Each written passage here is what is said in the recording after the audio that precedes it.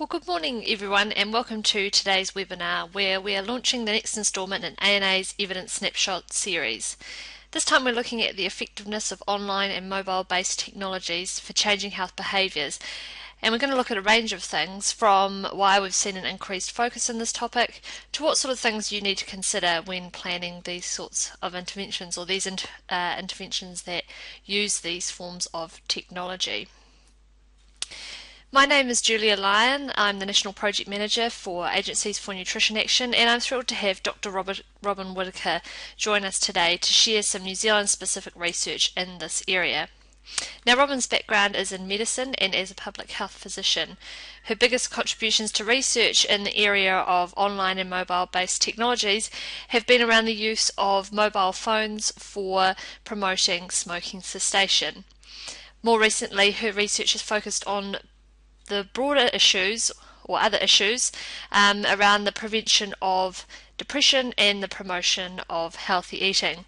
Now we'll be taking questions throughout the webinar, so if you want to ask a question, all you need to do is place that in the question tab and we'll look at answering that at the end. So now with the formalities aside, let's jump into the business end of things. We all know that technology has changed dramatically from back in the 1970s where we had computers that were the size of rooms to today where we have computers the size of our hands that can perform increasingly sophisticated functions, and actually computers that are even smaller than that. Now these changes have resulted in the emergence of a wide variety of opportunities in healthcare and more recently in the area of health promotion. And there are a number of reasons why we're starting to see this. Firstly, interventions that use these forms of technology can engage audiences regardless of where they live and the services that are available to them in their geographic location. Research back in 2011 showed that 86% of New Zealanders were using the internet, and of those people, 77% checked their emails daily. Now in that same research they also looked at the number of mobile phones in New Zealand, and they found that phone penetration in New Zealand was 109%, so that's more than one phone per person. It's estimated that when it comes to phones that around 50% of people own a smartphone, and in terms of smartphone apps, Facebook and weather apps are the most commonly used. Now these findings, along with others presented in the snapshot, confirm that more and more New Zealanders are online, and with the increasing affordability of mobile phones and mobile devices, it means that they're able to do so anytime and anywhere. An increased focus on these technologies is also due to the fact that they can extend the reach of interventions. Research has traditionally shown that priority groups are less likely to use the internet and mobile devices, but this is changing, and that means that interventions that utilise the internet or mobile phones are not only able to reach these groups, but obviously increasingly larger population groups at that. They also have the potential to reach those who may not otherwise engage in traditional interventions, and there's a number of reasons around that, and one of the most obvious being concerns around stigmatisation. Now, in terms of scalability, the cost of delivering these interventions to large populations is little different to the cost of delivering to smaller groups. It is important to note, however, that while they're set up, interventions that use online or mobile devices, their setup can be expensive, their automated delivery tends to make them cheap in the long run. In actual fact, online and mobile-based interventions have the potential to be delivered at relatively lower costs than face-to-face interventions, so there's a real opportunity there. The last significant benefit of online and mobile-based interventions is that they can offer interactive features similar to interpersonal counselling, and that can include things like motivational messaging, role modelling, tailoring of content, and of course setting up support networks. Systems can be created which collect information from participants which can then be used to deliver personalised feedback. And As I've just mentioned, this sort of technology can also be used to link other users together for social support. So with online and mobile-based interventions showing such promise, we're now starting to see the emergence of a variety of interventions in New Zealand which utilise these forms of tools. Now, most of you will probably be aware of the Breakfast Eaters Have It Better initiative. Now, that's delivered by the Health Promotion Agency, and Facebook and electronic newsletters are the leading forms of delivery in terms of that intervention. There's also the GSL and Ministry of Health National Breastfeeding Campaign, and that aims to increase breastfeeding rates among Māori and Pacific. And Facebook and blogging are the main tools used for the delivery of that intervention. And finally, one of the most advanced examples of using online and mobile-based interventions comes from the Quit Group, and that's their service designed to increase smoking cessation. The forms of delivery for that intervention come in terms of phone services, a website, emails, blogs, text messages, and quick coaches. And then when we look at the research, there's a variety of examples of how online and mobile-based technologies can be applied to improve or promote health, from interventions designed to increase physical activity through to interventions which utilise these technologies for facilitating dietary behaviour changes.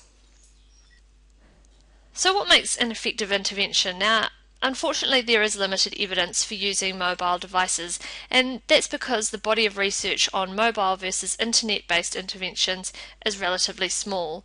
Therefore, in terms of answering this question in the snapshot, we've really only been able to do so in relation to internet-based interventions.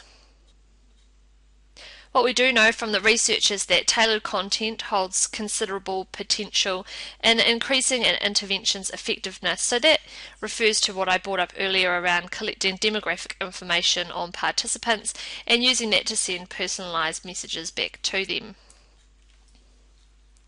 Research also shows that online interventions are more effective when supplemented with other forms of communication, such as face-to-face interventions or text messaging. So they're not as effective if they are used in isolation. Online interventions based on theories tend to be more successful than those which lack a theoretical base. So using theories such as the trans-theoretical model can help in identifying targets, mechanisms underlying behaviour change techniques, and they can also help in selecting individuals that will be most likely to benefit from the intervention. That said, it's important to note that a lot of interventions which have used the internet to date have lacked a theoretical base, and there is a lot of interest, or there's been suggestions around the need for designing more dynamic theories better suited to mobile-based, internet-based or online interventions. Research also shows that interventions which use a variety of behaviour change techniques tend to be more effective, so the more techniques used, the larger the effect size. Examples might include promoting self-monitoring of behaviour, identifying barriers, or problem solving, just as some examples. Research shows that interventions where investigators deliver information to participants also seem to be more effective, and this might be because they don't rely on participants having to plan to engage in an intervention. And finally, the last point around effectiveness is around intervention exposure, and in this area the evidence is quite mixed. So evidence from research around smoking cessation suggests that increased intervention exposure leads to more people quitting. However, this isn't supported by research from the promotion of healthy eating. And this may one of the theories around why intervention exposure may not increase behaviour change, maybe because of the fact that simply maintaining a behaviour sometimes becomes more difficult in the long term as the duration of the intervention increases. So while it's important to have an idea about the effectiveness of interventions, the biggest question really is how effective are these interventions in actually facilitating behaviour change? Now, to answer that question, we looked at the results from systematic reviews and meta-analyses for the snapshot, and we separated the finding into research that's just focused on internet-based interventions, research that's focused on just mobile-based interventions, and research where they've combined the findings from both mobile and internet-based interventions. So for internet-based interventions, the results show that they have a smaller effect than in-person interventions. So while they might be a good addition to a traditional health promotion initiative, they're definitely not an appropriate substitute. And those findings were consistent across both physical activity and weight management interventions. For mobile-based interventions, there's mixed evidence of their effectiveness, and that relates to what I mentioned earlier around the fact that there's just been less research in this area. In the area of smoking cessation, however, more research has been conducted, and the evidence is stronger that automated, multifaceted text messaging interventions can increase smoking cessation. And finally, for reviews that combined both research on online and mobile-based interventions, there is supportive evidence that these sorts of programs can have positive effects on increasing physical activity, weight management, and healthy eating. However, these effects are small, and it's uncertain or unclear as to whether they result in long-term behaviour change.